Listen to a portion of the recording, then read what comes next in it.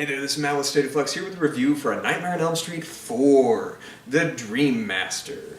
I love the Nightmare on Elm Street franchise. It's one of my favorite horror franchises, usually because they have pretty strong final girls, and this film is no exception. Though I think that you have to sort of segregate, if you will, the Craven pictures from the non-Craven pictures. Good is to be found in all of them. But the Craven pictures are what we would probably now constitute today as elevated horror. There's a lot of thought and principle put into those movies. Freddy Krueger in the first film is sort of this allegory for molestation survival and putting to bed the trauma of one's past. The second one is the third Nightmare on Elm Street is the second one Wes Craven was involved with, is sort of Freddy as suicidal ideation. Wes Craven's New Nightmare is its own can of worms and really like one of the most meta movies I've ever seen, and a soft precursor to Scream. We'll touch on that when we get there. I'll probably do a whole Why We Horror podcast about that, just as I did with Nightmare on Elm Street 1, which you can watch here, and 3, which is going to be a little wonky, but you can watch that one right around here as well. Nightmare on Elm Street 2, I might eventually do a podcast on. That one is sort of the queer-leaning Nightmare on Elm Street film that at one time was kind of hated, but now has been embraced by the LGBTQ community and has found love in a more recent setting. I have a review for that here. 4, 5, and 6 are sort of like this MTV version of Freddy. And take that the way you want. Number 4, I don't remember having particularly strong feelings for. But for Christmas, I got myself the Nightmare on Elm Street 4K box set. And I decided to look back at all of these pictures. And when I got to number 4, I was shocked to discover that I like it on par with number 3, which at one point I had put it way above. I think 3 doesn't hold as strong as the Craven directed pictures. And in fact, even though 3 was my favorite in childhood, has kind of fallen down the wayside as time has gone on.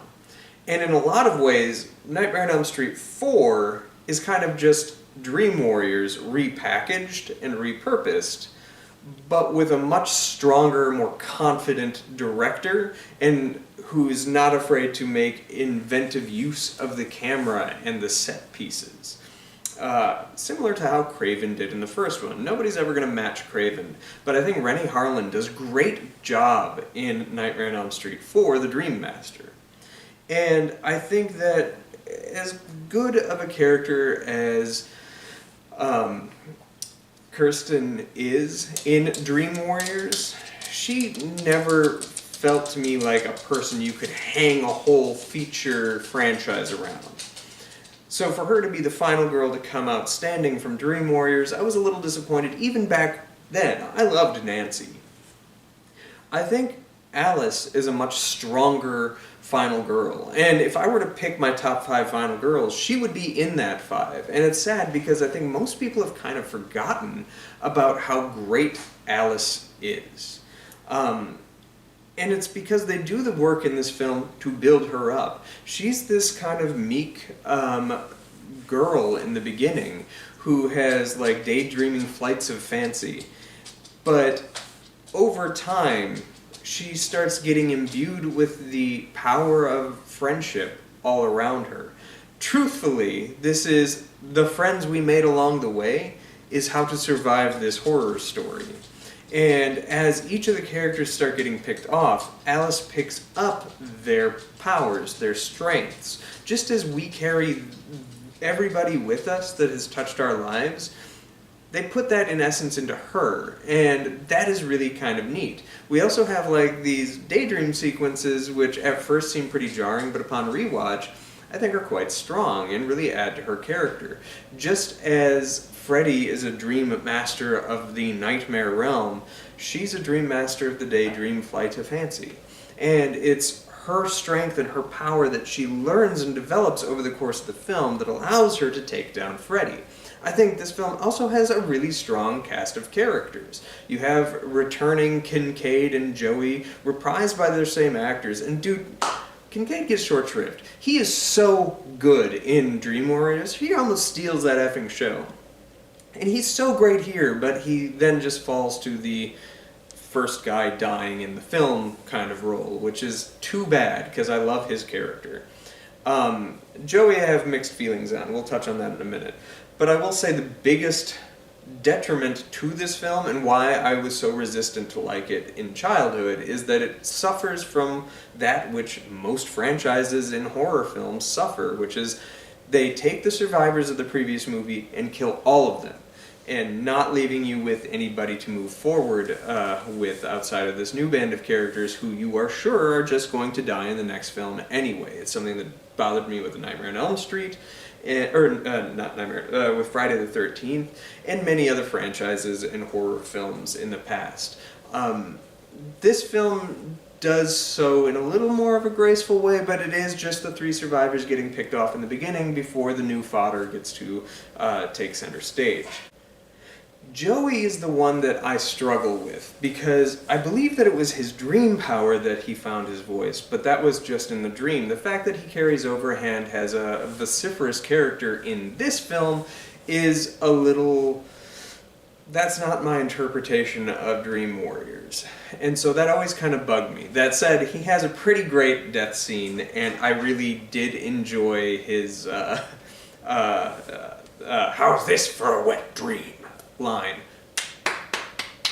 I enjoyed that. We also just buzzed right past Freddy's rebirth. They had no idea what to do, so they're like, fuck it. A dog pisses fire and whoop, he'll pop back up. As far as rebirths go, it's the at once the most inventive and least inventive, and I kind of love and hate it, but I lean a little more towards the love. This is a schlocky movie, and it's fun. Kristen has a pretty fantastical death scene where she uses her power one last time to pull Alice in, and that's where Alice gets to take center stage. And Alice is the one that is then, forever after, pulling she's carrying Freddy with her and pulling her friends into Freddy's grasp every time she falls asleep, whether or not they have as well. And that is kind of an interesting new development. It does break the dream reality, and I understand why Wes Craven was like, these sequels are hogwash. I get it, because it is kind of hogwash, but it changes the formula up just enough in an inventive and interesting way that I'm kind of on board with it. Her brother, whoever plays him, and I'll make sure I highlight him down below, he is great. He has this soft David Boreanaz circa season 1 of Angel quality to him in how his hair is done and the way he dresses, and yet he has this fun aloofness of a Jesse Eisenberg or Michael Cera earlier in their careers, and he is amazing. And I was really sad to see him go, especially since he goes out with a karate fight that is right out of Karate Kid, but at the same time Freddy's not there, and it's super low budget, and it shows, and it's always been like something that sticks out like a sore thumb. But I really did like the idea of all of that. The girl that gets turned into a cockroach is pretty tight. A great use of body horror. And the girl who asphyxiates and has an asthma attack, that's pretty cool. This film also switches up the lore of what the bodies do. In the original films, whatever happened in their dream state happened to their bodies as well. Here, they look like they just die in their sleep, and it's probably a little more true to the reality of the story that Wes Craven based these films on. But at the same time, it does break continuity with your previous installments. That being said, it's good, and I like these characters kind of a lot. And The music in this, the soundtrack goes hard as hell, and I really kind of like it, especially when she's doing her practice with nunchucks. That is a mirror of her brother doing the same thing earlier on in the film. And then you have the final showdown with Freddy. And the final showdown with Freddy might be the best final showdown with Freddy we get in any of these movies. The practical effects were of the souls trying to break free of Freddy and like grabbing onto the pipe behind him through his head, and people trying to claw out of his body. All of that is insanely well done and looks fantastic even to this day.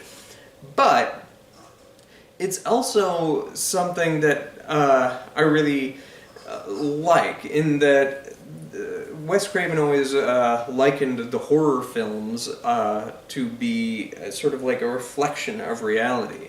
If you get upset with what you're watching, it's because the world is an ugly place, and horror films are sort of a reflection of what we take into them. And the fact that Freddy is killed through a reflection by seeing his own atrocities, seeing himself is what breaks him, that kind of is a neat notion to me. I think Renny Harlin did a pretty solid job with this movie. It has a great flow, great pacing. I like the character of Dan, who you think is going to be kind of a numbnuts, and he is, but he's a likable numbnuts, and I like that he survived and allow for Alice and him to carry the franchise on. All that stuff kind of plays for me. Lisa Wilcox is the reason to watch this movie. I absolutely adore her. And the character of Alice, and I'm excited to revisit Nightmare on Elm Street 5 pretty soon, because I think this stands kind of shoulder to shoulder with Dream Warriors. It's not as innovative, and I would have liked some of the other characters to have dream powers and abilities. They don't, it's pretty much just Alice. So it is a lesser of the two for that reason. But if I were given an option to watch one right now, I'd probably pick 4, which never would have happened back in the day. I will do a definitive ranking of my Nightmare on Elm Street saga once I have completed all of them in review form, so you'll have that to look forward to. But as of now, I'm a big fan of number 4. What did you think of A Nightmare on Elm Street for the Dream Master? Did it hold up for you as it did for me? It held on way better than Dream Warriors did, and yeah. One last piece of note is my best friend looks a lot like Lisa Wilcox, who plays Alice. So there's also that tether to it as well. Is the whole time I was watching it, I'm like, man, it's like going back to high school again and watching my best friend when she was in high school. This is the weirdest thing. But there's a distinct similarity to their facial features and the looks they give and stuff. Anyway, thanks for watching, like, subscribe, do all that good stuff. Peace.